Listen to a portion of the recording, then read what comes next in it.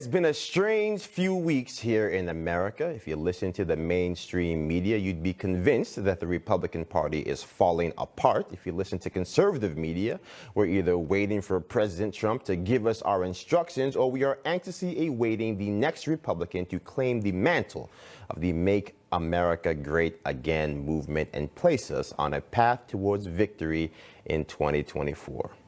Now, down in CPAC, the would-be leaders of the conservative movement have taken notice. We've witnessed a roster of D.C. Republicans saddle up to the plate to try and demonstrate for the world that they are, in fact, next.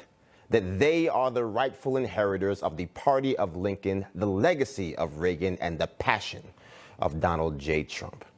And one by one, they have demonstrated in shocking fashion that they are incapable of wearing the shoes waiting to be filled. Now, you see, CPAC was birthed by a generation of leaders.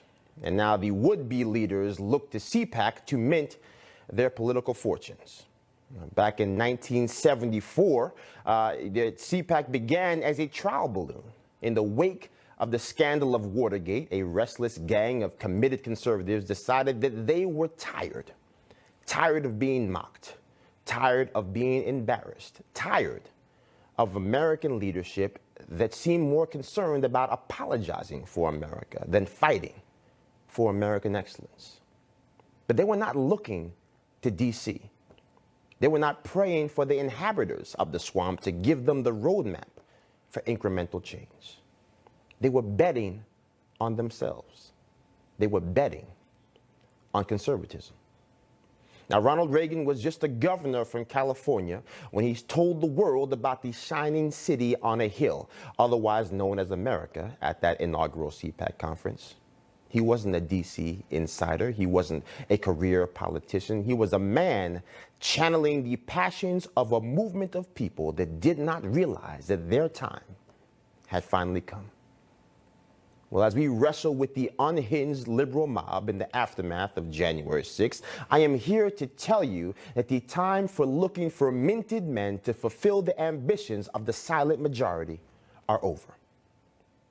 President Trump won his election because he was an outsider, because we, the people, recognize that those who participate in the fraud of governance cannot be trusted to usher in a world that works for the common people. Now, there are patriots on that stage down in Orlando. There are great ideas on that stage down in Orlando. But the answers that we seek, the next generation of leaders that we desperately need, are not on that stage. Because you see, the answer is you. And a leader for a time such as this walks among us. Ronald Reagan closed his remarks at that now famed inaugural CPAC conference with the words, "We are indeed, and we are today, the last best hope of man on earth." Well, we remain that hope today. It is not up to the politicians.